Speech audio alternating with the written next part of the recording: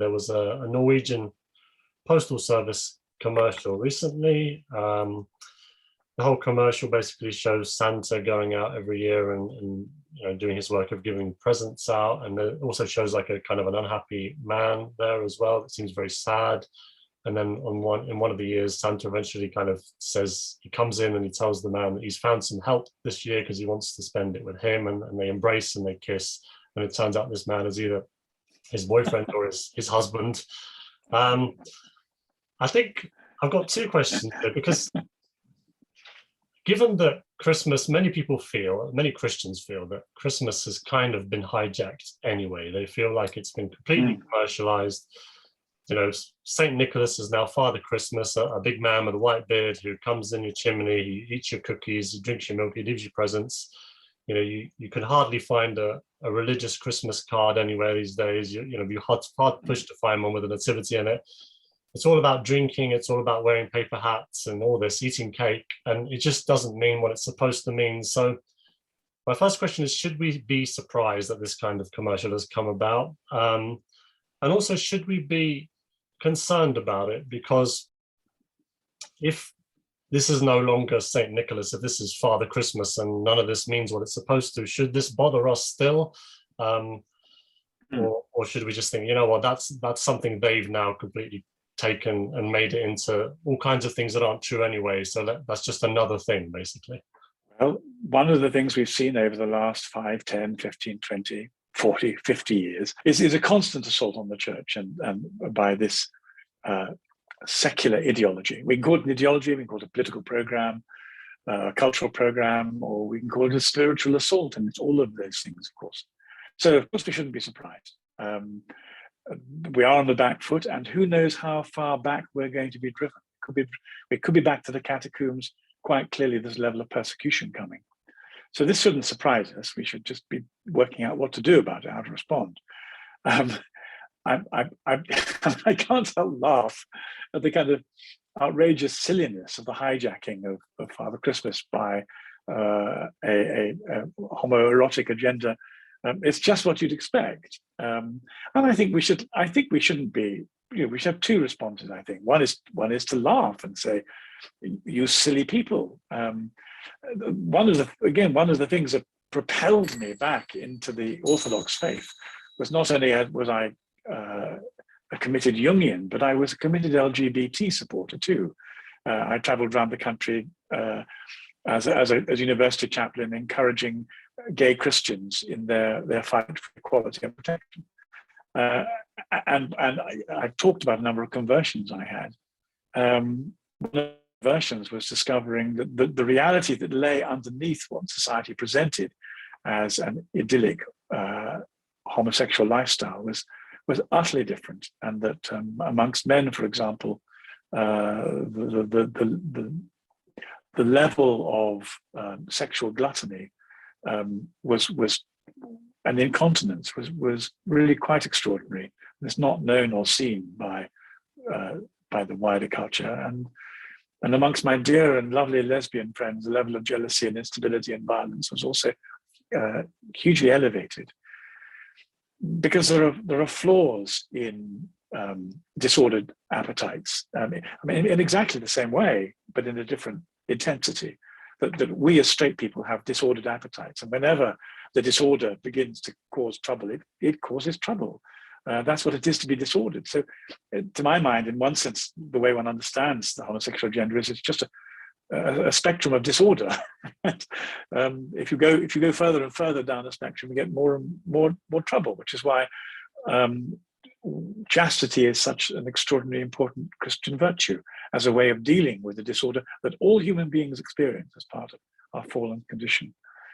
But it just so happens that the reason why the gay issue is at the front is because it's being used as a weapon to attack the church. If you like, the farthest end of the spectrum is being used as a weapon. And so, but of course, once again, there's not only a sociological and a cultural and a medical and a psychological elements to this, but it's also spiritual.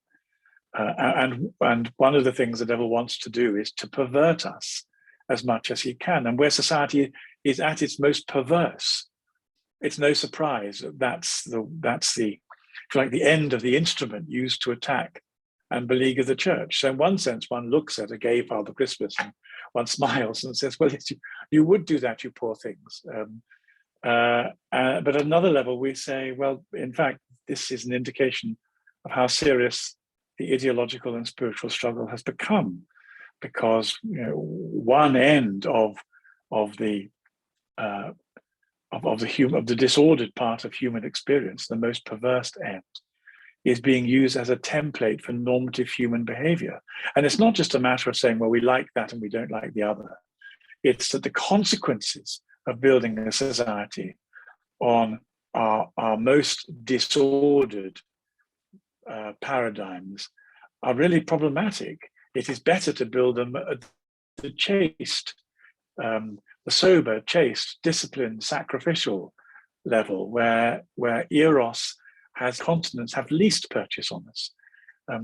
But at the far end of the spectrum, the end we're talking about, it has most purchase on us. So why would you try and build a society like that?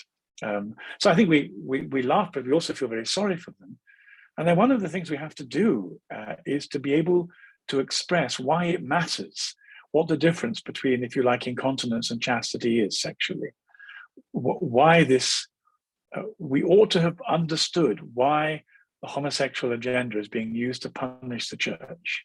Because until we understand it spiritually and theologically, we won't know why what's happening is happening, nor can we offer some kind of remedial interpretation. I saw the other day, there's a group called Christian Concern, a Christian group of lawyers who help persecuted Christians. And as part of the transgender debate, and in order to stand up against the criminalization of what's so-called conversion therapy, all spirituality is conversion therapy. If I'm not being healed by my penitence, I'm not being a Christian.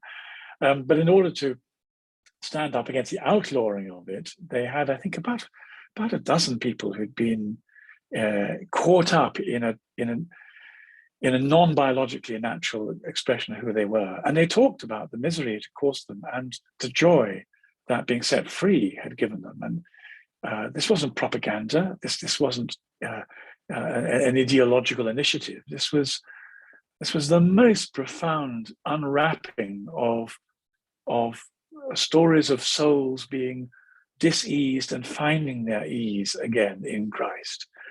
And it's very important as Christians we understand spiritually how order and disorder, as Peterson would say, order and chaos, are part of the Christian self-understanding of who we are. And it's because of our experience of penitence and healing and conversion and grace and restored humanity that, and the lifestyle, the way in which we deal with our appetites that comes from that, the things we can do is to clarify our thinking and our spiritual perceptions and be able to say to society, look, if you allow yourselves to be driven by what appears to be an egalitarian and inclusive agenda, all you will do is to create a place where the relationships are most fragile, most neurotic, most damaged, most hurtful. I mean, we look at the way after the breakdown of marriage, the damage this has done to children. If you ever wanted to hurt children who are adolescents as they struggle with the whole journey through adolescence, psychologically and maturation, then one of the ways you could most screw them up is to give them permission to reimagine that their desires in their head are utterly at odds with the biological reality of their body. I can't think of any other way in which you could really screw up adolescence, but it's been turned into a political program in our culture. And one of the things we should be doing as Christians is to pointing out the obvious and saying, this is self-harm of the most cataclysmic scale. Be Christian instead. You'll find it makes you much happier. Yeah, absolutely. I think actually one of the things that sadly in secular society is just seen as completely idiotic, and it's actually a great virtue, is chastity. If you ever talk about that in secular society, they just don't understand it. They're just like, what? If you ever even suggested that as a way of life, they just wouldn't get it. Well, thank you very much, Gavin. Well, but we. Hang on. I was just going to say, but that's exactly what we have to do. Yeah. We have to find ourselves sufficiently confident of the merits of chastity to be, it's a bit like saying to drug users, you'd be so much happy if you gave this stuff up and reorientated your appetites. It's ever so bad for you. And we can sometimes find the courage to do that in the pleasure-seeking hedonism of drug taking. We must be able to do it about sexual appetite as well, because the appetites are the appetites. You don't give a special pass to sexual gluttony and incontinence, particularly because it's probably more powerful than in any other area. Anyway, you're right. We need to be able to understand and to practice and to promote chastity as one of the antidotes to this appalling incontinence that's being propagated as normal.